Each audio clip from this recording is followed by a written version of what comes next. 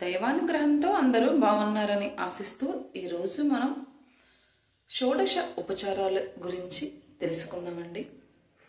స్వామివారిని షోడశ ఉపచారాలు అంటే ఏమిటి, నాకు తెలిసిన విషయాలను మీతో షేర్ చేసుకుంటున్నాను.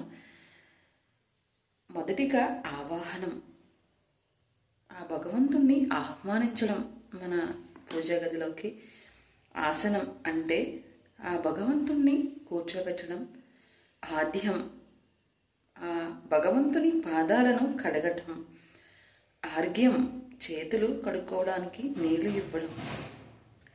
ఆచమనీయం, భగవంతుణ్ణి త్రాగడానికి నీరు ఇవ్వడం. స్నానం అంటే ఆ భగవంతుణ్ణి అభిషేకించడం. వస్త్రం అంటే ఆ స్వామివారికి, ఆ భగవంతునికి నూతన వస్త్రాలను సమర్పించడం. యజ్ఞోపవీతం, భగవంతునికి జంధ్యం సమర్పించడం. గంధం, సానపై తీసిన గంధాన్ని స్వామివారికి సమర్పించడం. పుష్పాలు, పుష్పంతో స్వామివారిని ఆరాధించడం, పూజించడం.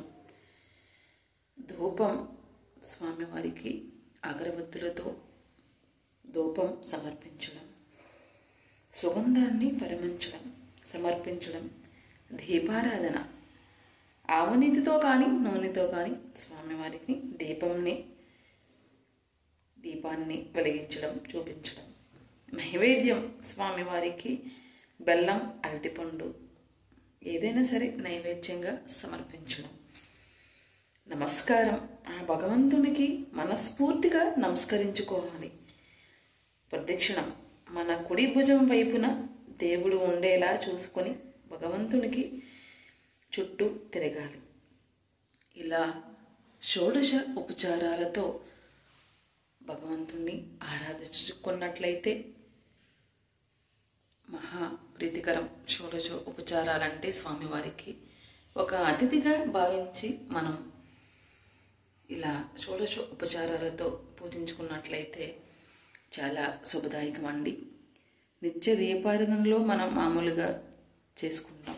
మనం ముఖ్యమైన పూజలు, వ్రతాలు చేసుకున్నప్పుడు షోడశ ఉపచారాలతోనే అర్చించుకుంటే మహిమాన్వితమైన ఫలితం ఉంటుందండి. నా ఛానల్ని ముందుకు తీసుకెళ్తారని మనస్ఫూర్తిగా కోరుకుంటున్నాను. నా వీడియో మీకు నచ్చినట్లయితే చిన్న లైక్ చేయండి, షేర్ చేయండి, సబ్స్క్రైబ్ చేయండి. మరో మంచి వీడియోతో మీ ముందు ఉంటాను.